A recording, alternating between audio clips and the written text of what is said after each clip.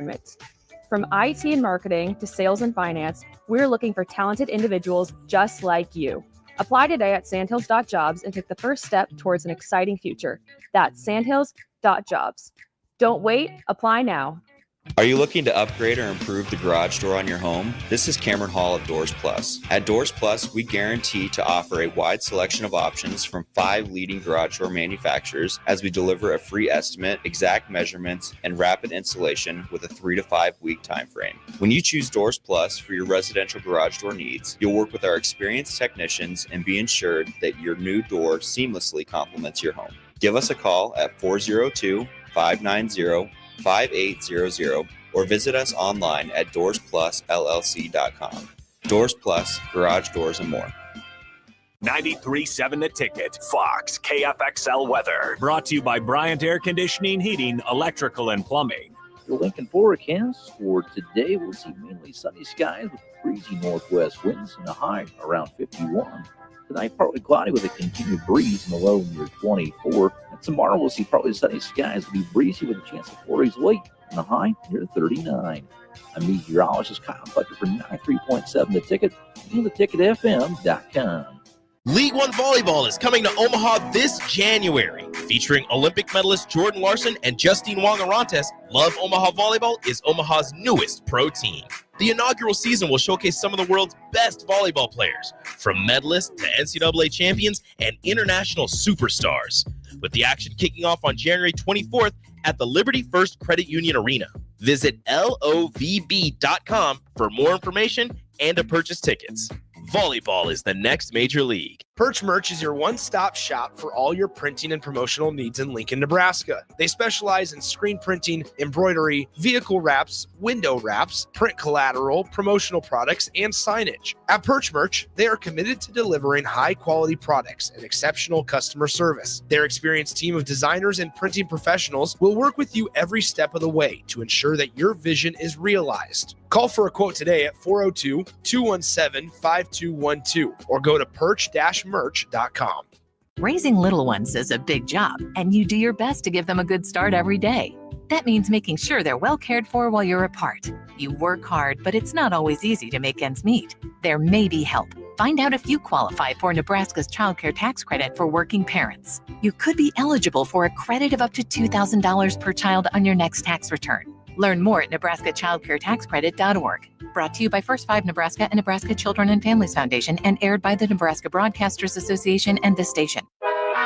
Live from the heart of Lincoln, America, welcome to Ticket Weeknights on 93.7 The Ticket and theticketfm.com.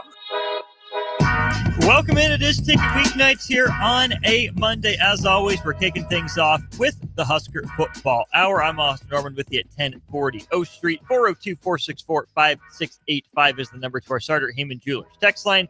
If you've got any questions for our guest, it's Tom Shatel, lead sports columnist of the Omaha World Herald, who joins us on our VIP line brought to you by Aloe Fiber. That's where they understand the importance of exceptional service with local heart. Let's go there now. Welcome in Tom Shatel. Tom, how are you doing? How's your football watching weekend? Good. Just a few surprises on Sunday, but not, everything went as planned, I guess. They got the 12 teams, so they added up to a dozen. They did that part right at the very least. We'll get to that more as we move throughout the show. A couple bits of the news we get to before Nebraska accepting a bowl bid to the Bad Boy Mowers Pinstripe Bowl. Tom, we just had the Heisman Trophy finalists announced. You get Ashton Genty and Travis Hunter. They've been kind of the odds-on favorites for a while. You also get Dylan Gabriel from Oregon and Cam Ward from Miami. When you look at that field, who do you give the Heisman to right now? Well, I can't say who I voted for. Oh, okay. I'm not allowed to do that. Correct. Although, who's gonna care? But I guess I'm not allowed to do it. But I tell you what the Boise kid did is special. There aren't many running backs in the history of college football who went over 2,000, and I believe he's number 2 all time now. I'm behind Barry Sanders for one season. So I think that's really, and they're in the playoff. And he had a lot to do with it. the Travis Hunter's thing seems to be that he's a two-way guy. But that's great. That's unusual. You think you'd see it more often, but it's obviously really hard to do. When he plays, he seems to make a play. I mean, it helps win games. So, it'll probably be between those two. I don't think Dylan Gabriel was, the quarterback for the number one team is usually on the list, but, I don't know if he had the big games. He had some, but I don't, Oregon is just so well-rounded. I don't think it's because his games were late at night or anything. I think they were all times of the day. So, and Miami was,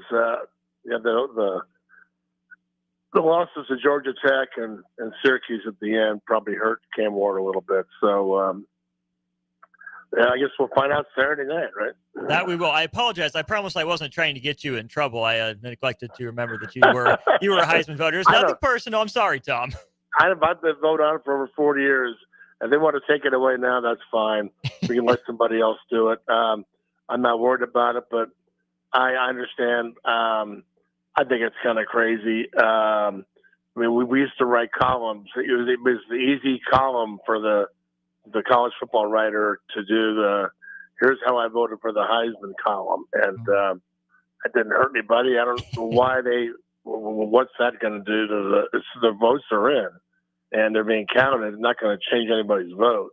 So I almost feel like after Monday, you should be able to say what you did, but because it's not going to change anything. But who knows? There is that. I do want to ask just kind of big picture. It does seem like that two-horse, two-player race like you're talking about between Jenny and Travis Hunter. Do you think it's good for college football when you have Heisman drama up to the end, or is college football a sport that's better when you do have that dominant player, that one guy that seems like he's the favorite from, mid-season-ish on?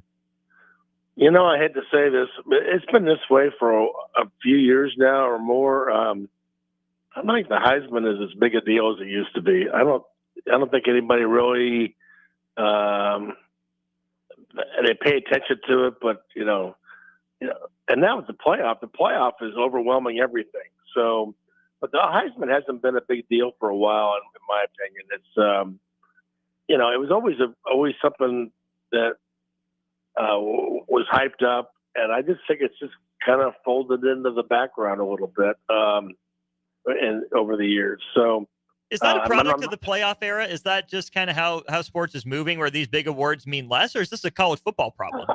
Yeah, I'm not sure why that is. I think it's the awards. There's a lot of awards, but there's only one Heisman. None of the MVP awards you see in the pros are anywhere near the Heisman.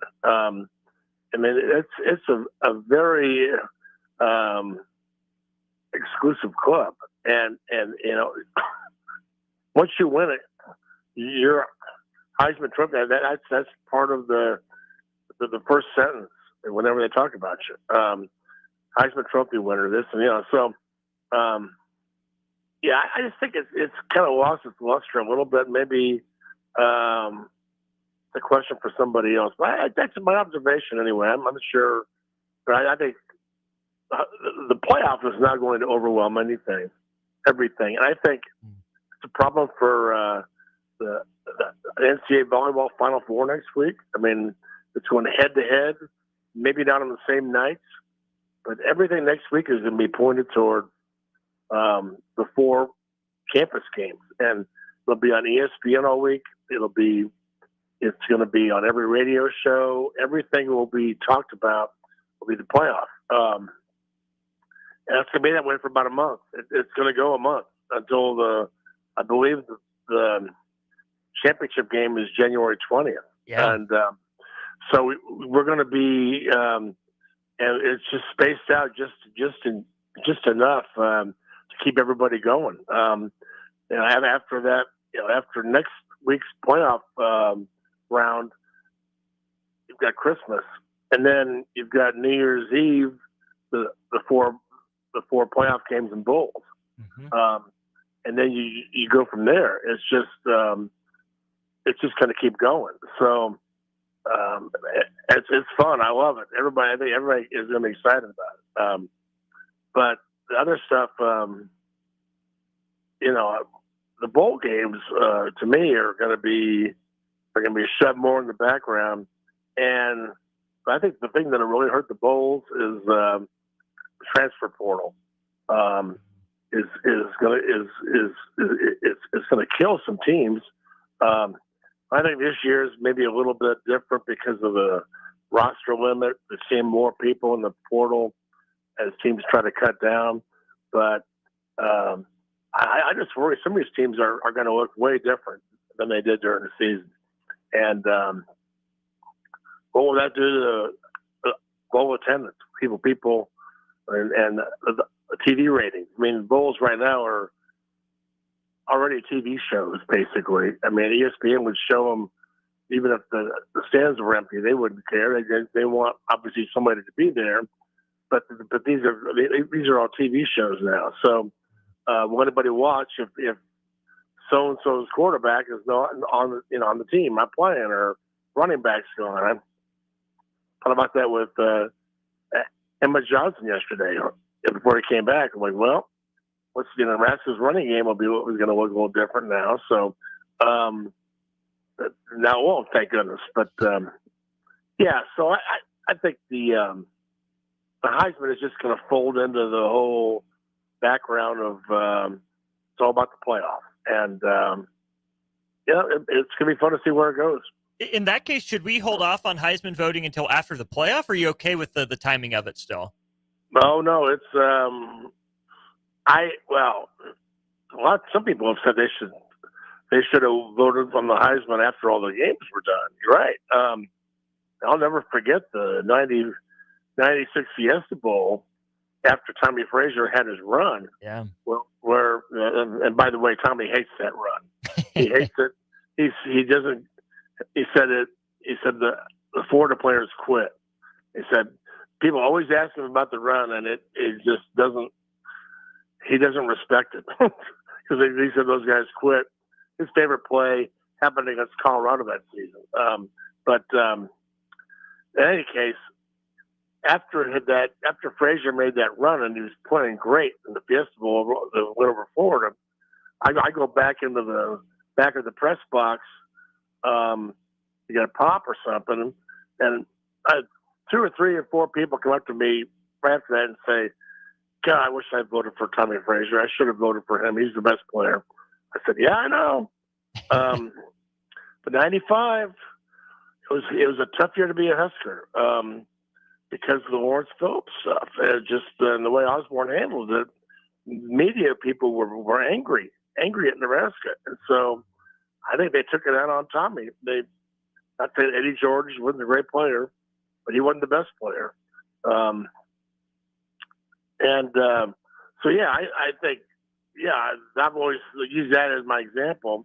Yeah, they should do it, but some would say it's a regular season award, and we go through that with the baseball MVPs and the NFL MVPs and so on and so forth. So I don't have a problem with it, but there's certainly a Heisman hex. You wonder if some of those Heisman hexes over the years, or the Heisman curse, would be different if they hadn't won the Heisman yet.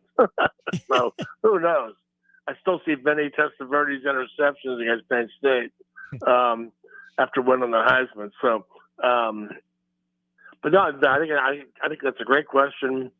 But I don't think the Heisman is on the front burner of issues in college football right now. I think you're onto something there. You brought it up, some of the news here in Huskerland. Emmett Johnson puts his name in the transfer portal, but before the portal officially opens this morning, he withdraws. He's back to Nebraska. What did you like from Emmett Johnson the last few games with Dana Holgorsen in charge, and just how big is that for Nebraska moving into next season?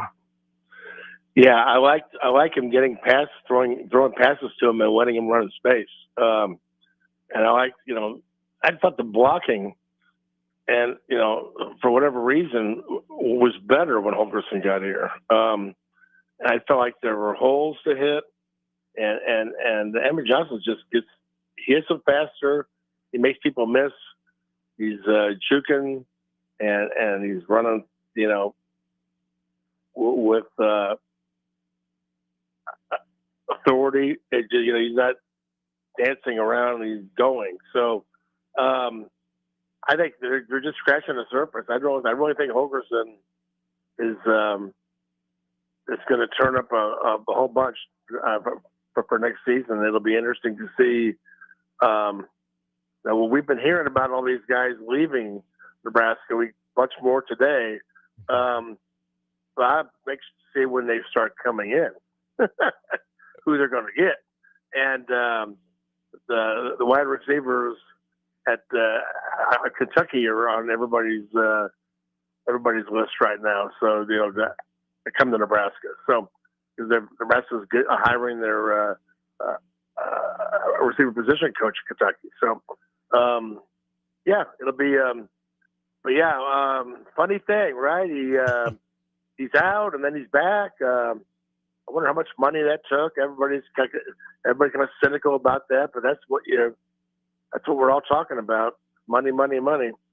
And guys are leaving maybe because they're not getting enough. Or the problem is, it's the grass is always greener, and you think you're going to get a better opportunity, get more money somewhere else. And the problem is the portal is so full, everybody's trying to do that. So that'd be a fascinating story for me to either do or read, is the state of NIL collectives around the country. And are they still getting cash? Are people still donating? Or are they hitting a wall? Or, because a lot of boosters have to decide between, am I giving money to the school, my alma mater for projects, non-sports projects, classrooms, buildings, so on and so forth?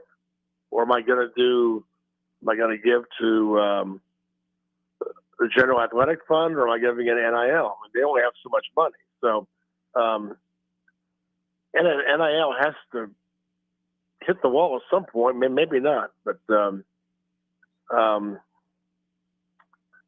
good guy to talk to, and I have before, is former Husker Blake Lawrence, who has his finger on the pulse of all things NIL. So he's always got good stats. So let's talk to him sometime. Hey, he's around. He's open. He's available. He's a good talker. I think you bring up something interesting too, Tom, is that it's the need to enter the transfer portal quickly, right? A guy like Emmett Johnson has made some comments to the effect of it wasn't really about the money. I mean, of course it is to some degree, but not fully about it. But a guy like that who is entering the transfer portal, but with some reservations, sounds like the exact type of guy that would maybe want to use more of the 45-day window that opened today to decide whether or not, putting his name in the portal is what he actually wants to do. I don't think it was an attention move from Emmett Johnson at all. I think that, legitimately he had his mind on transferring. Nebraska came back and made it worth his while to stay, whether, monetarily, relationship-wise, whatever it is. But I think he brought up an interesting point too, is that these guys feel obligated, even if they have questions about whether or not they want to enter the transfer portal, they feel obligated to put their name in early just because of how competitive the transfer market is. And if you don't get your name in early, your spot's going to be taken, especially with the diminishing roster sizes to come. Yeah, and you got to be careful. You put your name out there, you lose your spot where you were. Emmett is a Minneapolis kid. I wonder if he's looking around at some of the schools in the Big Ten and trying to figure out who would want a running back, Minnesota, Wisconsin type schools. Iowa's gonna lose their guy. Who knows? But I think it's up to offensive coordinators. If they want running backs, they got to show them some love. They got to make sure they are going to run the ball. That's a big part of the offense. So I just saw somewhere that USC lost a running back, and the boosters are mad because they think the offense should have tried to keep the guy around there, but they don't run the ball enough. So, well, I tell you what, it's no wonder some places have like ESPN maybe, or Max Olson does that for ESPN. I cover the portal. Yeah, you guys. I mean, you think free agency in the NFL or NBA is nuts. I mean, this is crazy. I mean, there's got to be a list. I'm sure there's a list of everybody, and it grows every day. And imagine being a coaching staff, and you've got people on your staff whose jobs are there to go through the portal and try to watch film and try to see. And then you've got, Dana Holgerson, he's got to carve time out to go do that too. So it's like recruiting. It's recruiting all over again. And I just wonder if what's the impact going to be on the Bulls? I don't think people are worried about the Bulls. Well, Nebraska is. They made one for the first time in 8 years, Tom. They made one. They made one, but I just think the Bulls are not a priority like they used to be. It's kind of, and there probably are still too many Bulls, but there's just enough for Nebraska this year. That's they're going to have fun. And here's the thing, Tom. They get to go back to basically where it all began, right? From the Gotham Bowl in 62 to the Pinstripe Bowl in 24. Are you seeing the similarities lining up for the next great dynasty of Husker football, or is that overkill? Major overkill. Actually, the old Yankee Stadium, I believe, was next door to the new one where they're going to play. But, you can't create a dynasty, I don't think. I mean, maybe you can, but not with the same players. I mean, people leave. And so, yeah, I mean, Matt Rule could try to build, but as we're seeing, and again, they're cutting down to the roster limit, but it's hard to keep players around, and it'll drive you nuts. But it's the truth. Dynasties are the ones who spend the money on NIL and are able to get guys from the portal.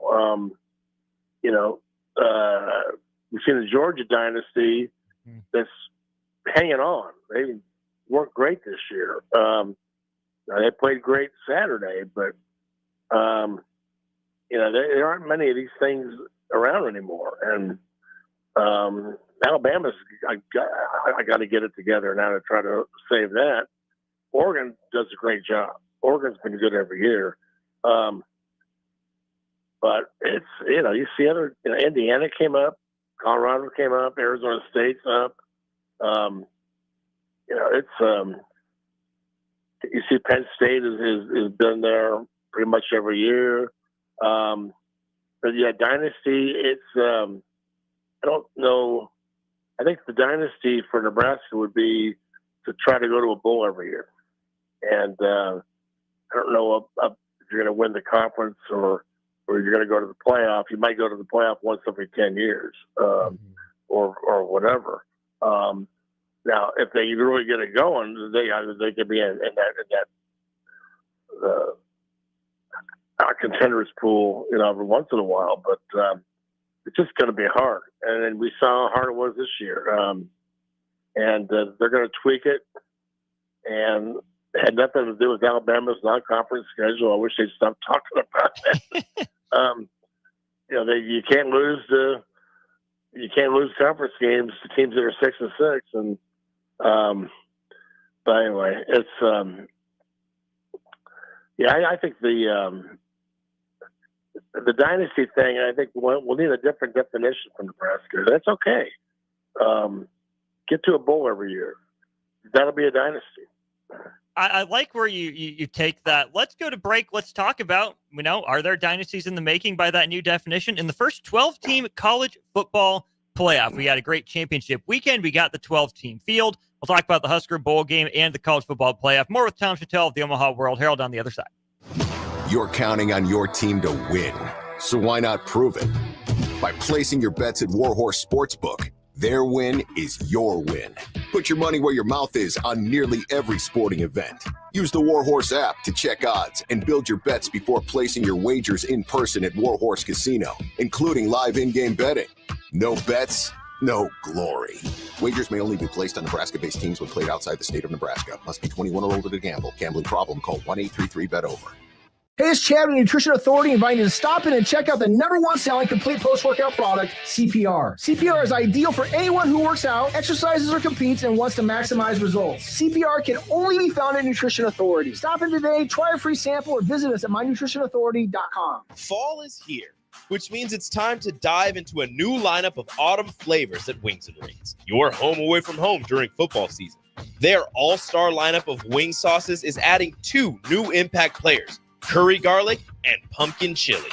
Need something delicious before kickoff? How about starting your meal with their brand new chorizo nachos and loaded fries? You better act fast. These new tastes of autumn won't be here long. So make the trip to one of their 2 Lincoln locations today on O Street or Village Lane. Raising little ones is a big job, and you do your best to give them a good start every day. That means making sure they're well cared for while you're apart. You work hard, but it's not always easy to make ends meet. There may be help. Find out if you qualify for Nebraska's child care tax credit for working parents. You could be eligible for a credit of up to $2,000 per child on your next tax return.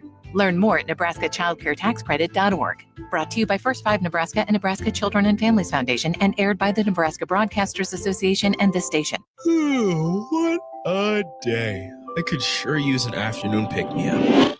Hold up. The new 93.7 The Ticket location has a milk, coffee, and tea inside? Oh, yeah. This is a game changer. Need an afternoon pick-me-up? How about a coffee or smoothie on your way to work? Stop by the Ticket Mill location on 1040 O Street to get your go-to drink or try out our new game day drinks exclusive to the Ticket Mill location. We know it'll make your day a million times better. At Farm Bureau Financial Services, we strive to provide you with the right coverages for all your insurance needs by taking the time to meet with you and review what coverages best fit your needs. So whether you're in the market for home, auto, farm, business, life, or a combination of any of these coverages, we can help with making sure you, your family, or your business have the right coverage based on your individual needs. If you would like to review your insurance needs, please contact Ben Spurt with Farm Bureau Financial Services at 402-217-9945 or through email at ben.spurt@fbfs.com. Cyber threats are everywhere. When is the last time you stopped to think about how you're protecting your business from potential data breaches, phishing scams, or ransomware? It's time to make cybersecurity a priority for your business. At Hamilton, our unmatched expertise and cutting-edge technology goes beyond basic defense, providing proactive, tailored solutions that keep your data, network, and digital assets protected. Better protection, better cybersecurity with Hamilton. Visit our website at hamiltonisbusiness.com to learn more. Are you a skilled mechanic looking for your next big opportunity? Constructors is hiring. We're looking for experienced mechanics to join our family-owned team.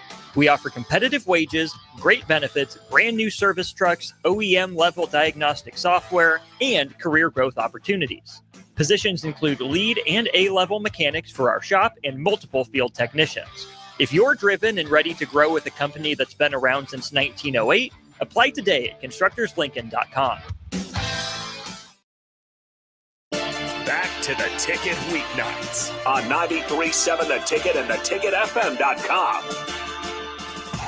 We're back to the Husker Football Hour. I'm Austin Norman, joined by Tom Shatel of the Omaha World Herald. A couple more things to get to here, including a little bit on Nebraska's bowl game, some news with the former Husker, and then the college football playoff, of course. Let's just start there, Tom. Scott Frost hired again at the University of Central Florida to be the head coach. When you first heard that he was an option, what were you thinking? And now that it's official, where are you at with Scott Frost, UCF head coach 2.0? I'm very happy for him. I think he was torn when he came here 2017. What was it, 7 years ago? Yeah. He was torn, and he really enjoyed Orlando. He loved living there. He was a celebrity there. but yet it wasn't quite a fishbowl. There was a lot going on in Orlando. And he loved the size of the school, the fact that he could get kind of players he wanted and offense and in that conference. And I just think it was a good fit for him. I think coming to Nebraska was like, Nebraska made him an offer he couldn't refuse. I mean, he had to come. Can you imagine if he had turned down Nebraska 7 years ago after the Mike Riley deal? People here would have been despondent, but also furious. I mean, he would have had a hard time coming back here if he had turned him down. So it was weird timing. Sometimes, and I've seen this with people with jobs, they're happy where they are, but they feel like they have to go do this. They've always wanted to do this. They have to go do it now when they aren't really ready for it.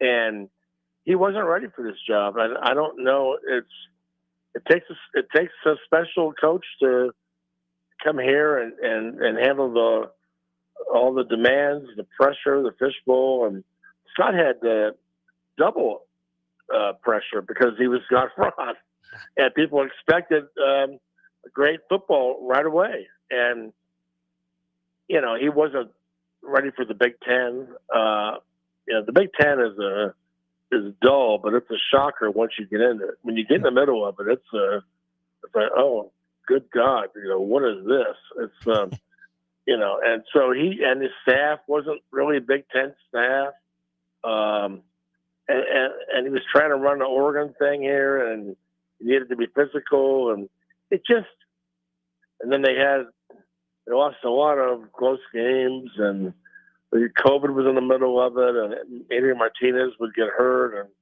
and there were several bad decisions. We don't need to go through all those, but he was learning.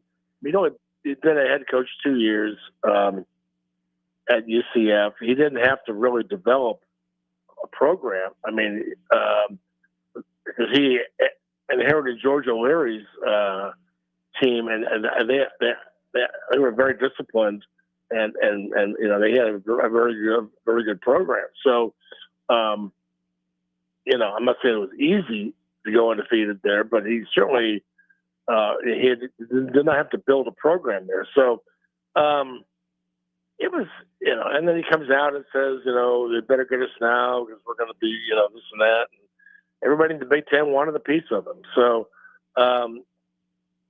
it was just a situation where, I just wrote this, but looking back, hindsight's 2020. He probably should have stayed there, but there was no way he could have. So not many coaches get a second chance to go back and maybe get something right, or go back and where they were happy and start again. And he's very blessed that he's get this chance, and UCF loves him. I mean, there won't be a lot of pressure on him there. He'll do well in the Big 12. He'll recruit. He'll run his offense. I think it's a very good fit for him. Like you said, not many coaches get a second chance. I say tongue firmly in cheek. Maybe all he has to do is learn how to win one-score games, but I don't want to be reductionist or rude. Good for him. He gets the second chance that I think a lot of Husker fans were hoping he was going to get. What does need to change for Scott Frost? Is it as simple as, hey, it's not the Big Ten, it's the Big 12. The system's going to work better? Is it he's older, wiser, more mature now? What are the biggest things that you think are going to help Scott Frost be more successful and go around number 2 at UCF?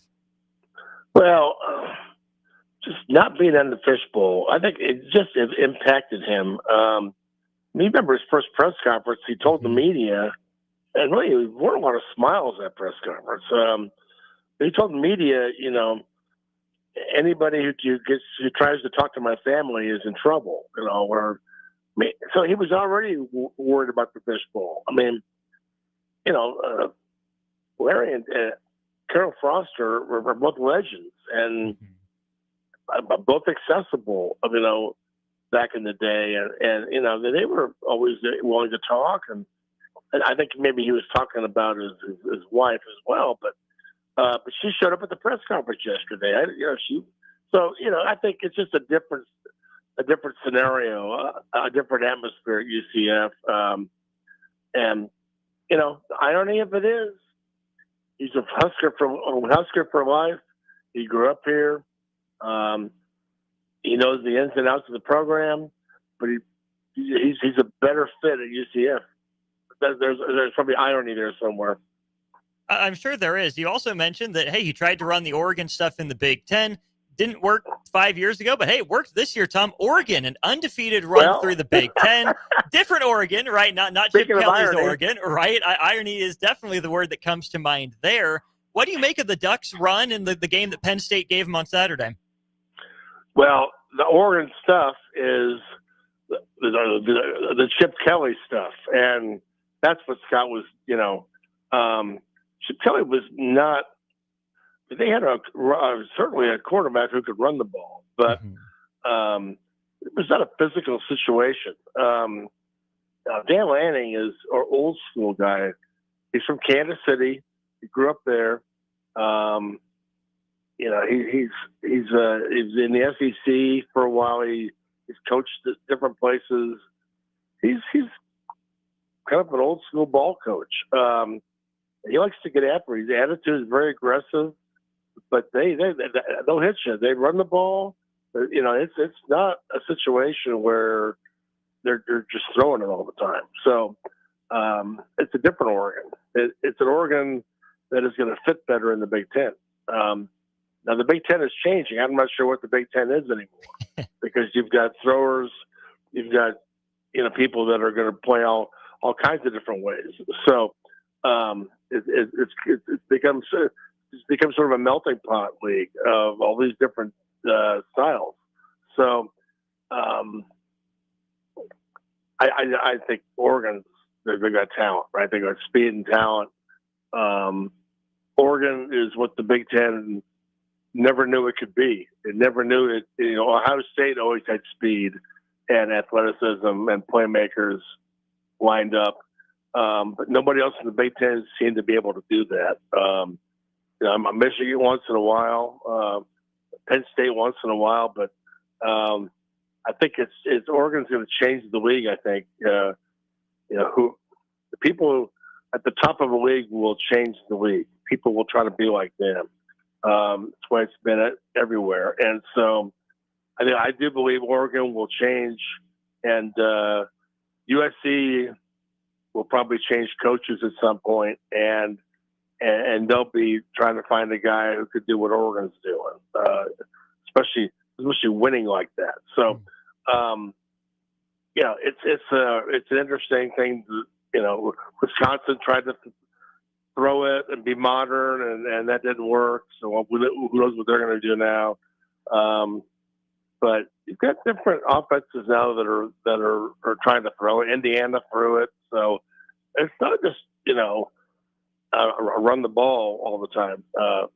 So it's fascinating to watch the Big Ten right now. It's fluid. It's changing its identity, its shape, and playoff will probably be the thing that decides what identity it's going to be. Who makes the playoff? Who wins the league? So right now, that's Oregon. Big Ten certainly had more postseason tournament success in football than it has in basketball. But Tom, there's been a lot of complaining, shall we say, politically, from the SEC. That conference only gets 3 in. The Big Ten only gets 4 in. Is it a pretty good sized feather in the cap of the Big Ten to hold, having more teams in the first playoff over the SEC, or is it not that big a deal? Well, it's interesting. The SEC only plays 8 conference games, but they got left out of the 4th spot, having 4, because they lost conference games. I mean, they don't even play in 9. 8 was too much for Alabama. Now, I remember being driving back from the Wisconsin game, and I stopped by the volleyball game, Nebraska-Wisconsin volleyball that night. And I remember driving back, I turned on the game, and the Alabama-Oklahoma game, I almost drove off the road. I heard the score. Now, Oklahoma was like way up. I'm going, how is Alabama doing that? I mean, So it was, they did it themselves.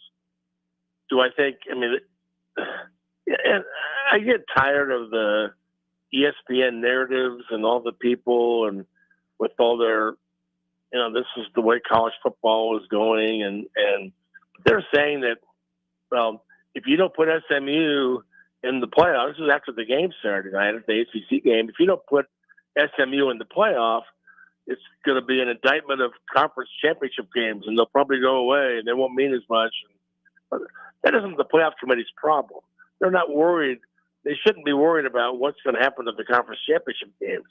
They should be worried about who are the best teams in the country to be in the playoff. And so you wind up SMU versus Alabama, then you have to ask yourself, which Alabama team are you lining up against? Are you lining up the one that beats Georgia? Are you lining up the Alabama team that played Oklahoma and Vanderbilt that didn't look very good? So, Alabama just did it themselves. I love this playoff. I think it's got a little bit of everything. It's got the big brand names from the power leagues, but it's got some cool teams. Like Arizona State's a cool team. That could just go off and do whatever. Indiana's getting little underdogs in there. Indiana, Boise, SMU's the underdog. Of course, they're not. I don't know who they're playing. I can't remember. Penn State, SMU at Penn State. Yeah. So, but and I love the fact that there's northern exposure. You've got these. We got Davis and Goliath, but we've also got weather. Hopefully, weather, and we've got Penn State, Ohio State, and Notre Dame hosting. I mean, these are incredible venues to have a playoff game in. I mean, these are games that are bigger than a bowl game. And the bowl games are always played in the South. Well, except for the one Nebraska's going to. But by the way, the open air press box in Yankee Stadium. Enjoy, have fun. Yeah, I'll be yelling at somebody. But Cal Steinbrenner. Yeah, but I just love the fact that the playoff games are up north. That's what we hoped when they put that in there in the format, and that's what we got. And it's fantastic. There's been enough southern exposure, enough warm weather. Of course, I wish the bowl game was in warm weather, but I'm not getting that either. But I just love the playoff. Really delivered a lot of great stuff the first year. It did. Let's talk about those 3 games featuring Big Ten teams in the first round. Let's start with SMU and Penn State, right? Pony Express, death penalty, all of that. Now they're bankrolling their way into the ACC. They finish as runner-up behind little old Clemson. Who knows how the Tigers pulled through again. But Penn State, what a fascinating program to monitor right now, because James Franklin has won double-digit games very consistently at Penn State. The hurdle has been Ohio State or Michigan. We know his record against top 5, top 10 teams is not good. It's pretty bad, in fact.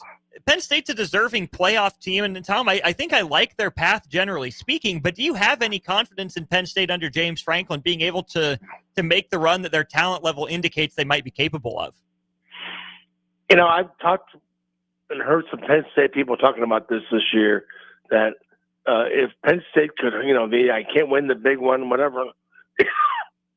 If Penn State could host a game and win it, that would be the big hurdle to get over. That, okay, you didn't maybe win the championship, Big Ten, or you didn't beat Ohio State, but if you could host a game and win it, that would be, okay, there you go. So I like Penn State in that game.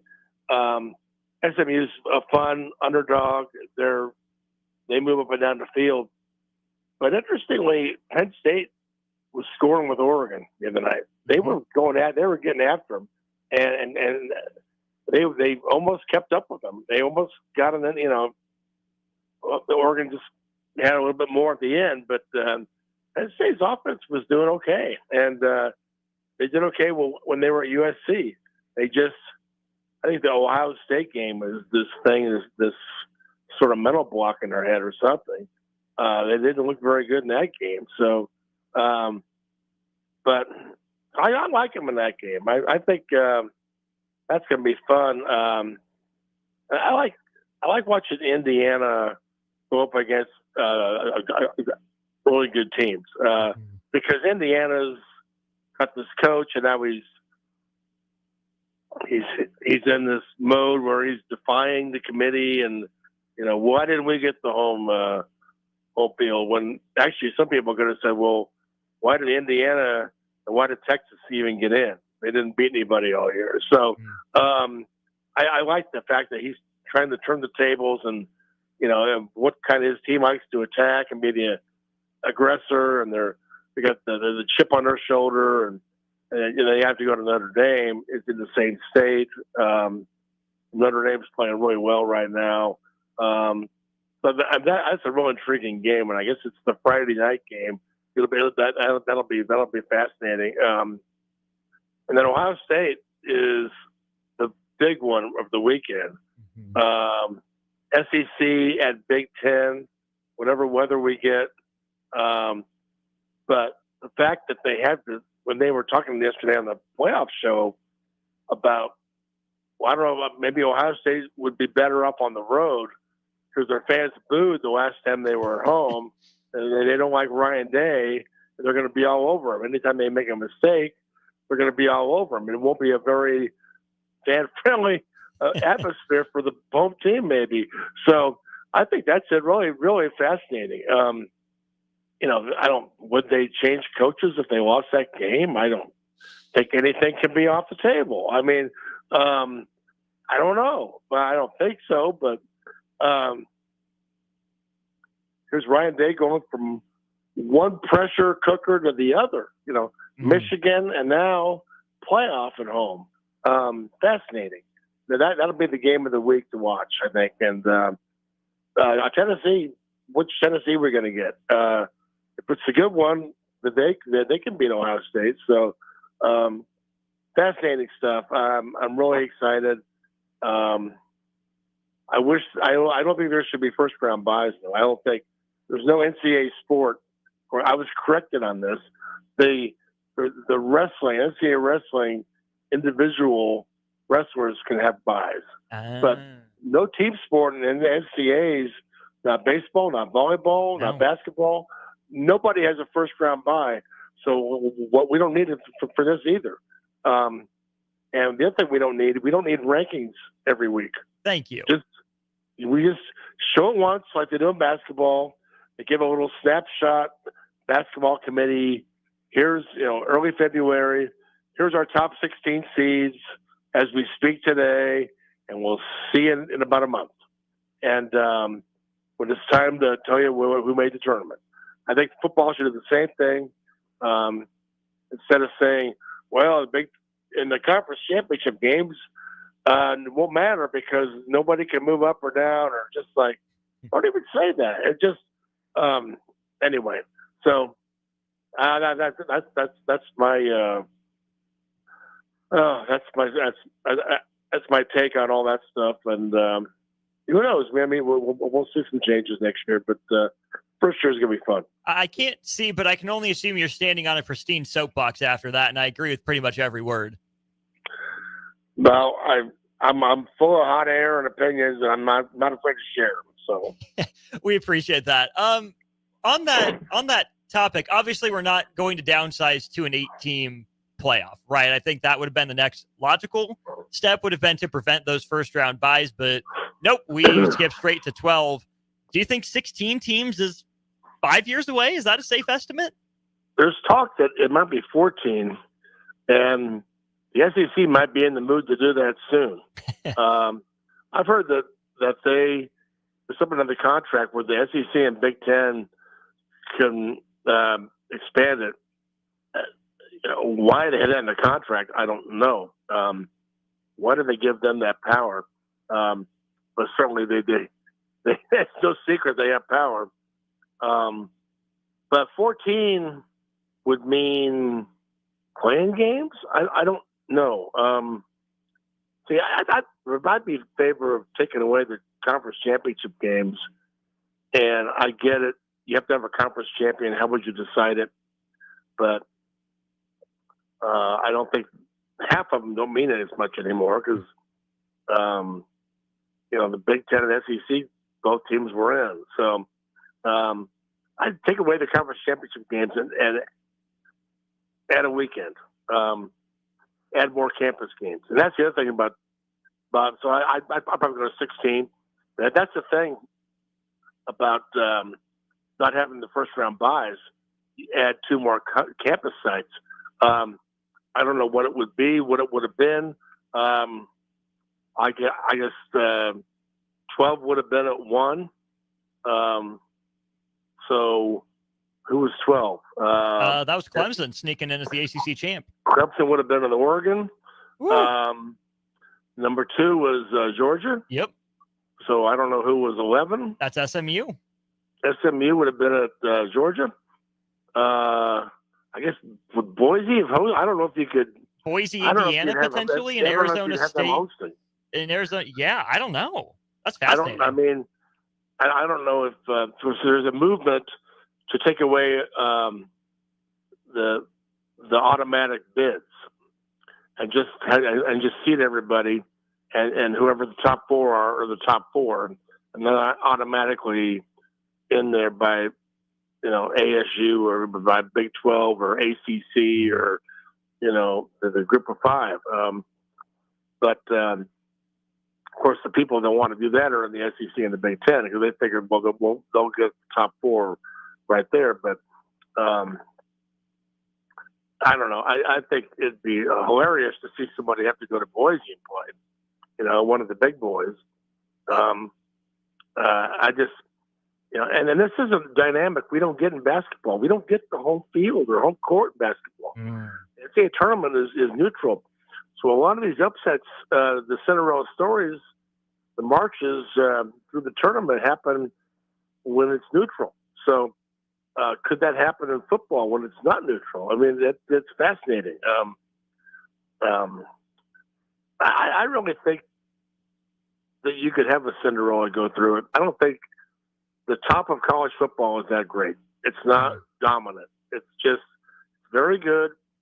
Georgia's very good. Oregon's very good. I don't see super teams anywhere. I see an Arizona State could get hot. Could a Boise get hot? I don't know. Could an Indiana beat another? I mean, I just think anything is possible.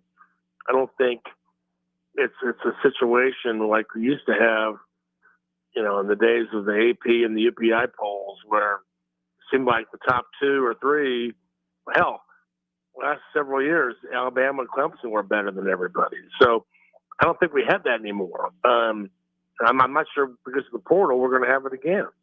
So it's in a way the portal and the playoff are kind of made for each other because it does bring parity. It just brings insanity too. Do you like that setup, or do you like a college football where there is that one David or that one Goliath, those 2 Goliaths, and all the other Davids trying to catch them? Well, we still have them, but they're not as dominant. In the past, Alabama has gotten beat.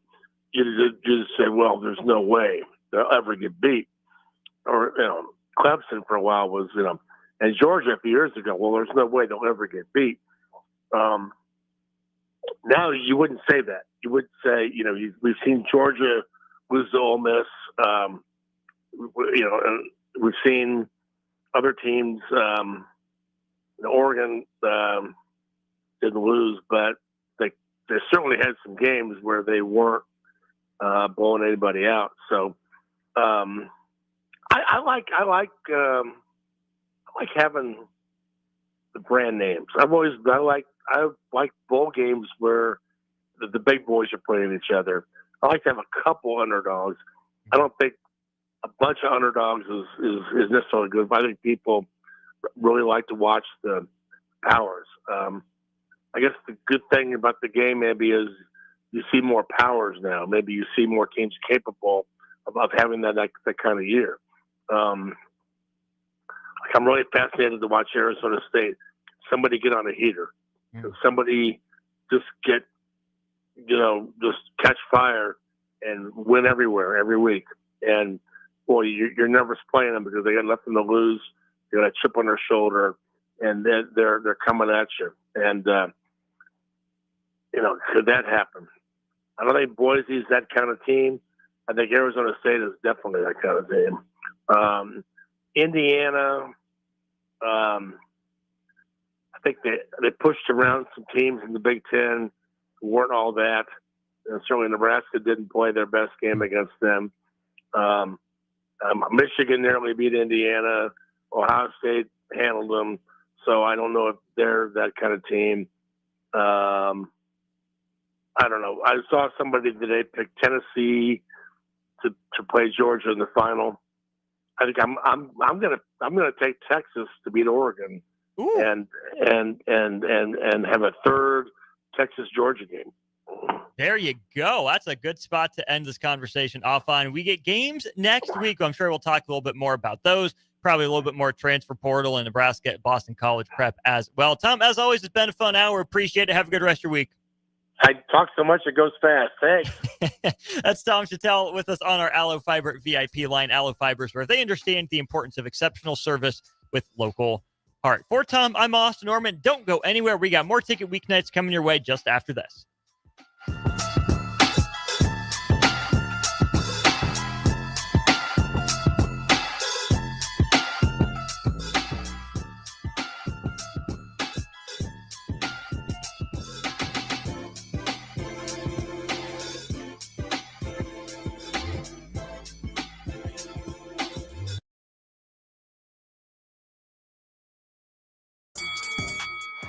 Come enjoy a show of the Midwest's best MMA fighters on Saturday, December 7th with Violence Fight League 2 at the Complex, the former location of Champions Fun Center. Fights are scheduled throughout the night, and if you haven't been before, now is the perfect time to go, with Nebraska football in between the regular season and a bowl game. Doors open at 6 p.m. with the first bout at 7 p.m. Learn more about the fighters and buy tickets at thecomplexlincoln.com. Slay the holidays this year with a gift that'll really get them going. One that's built to win, like the new Honda CR-FR Motocrosser. One that's built for fun, like a Honda Mini Moto. Or one for each member of the family, like a Honda CR-F Trail Bike. At Rod's Power Sports, you'll find the motorcycle, ATV, or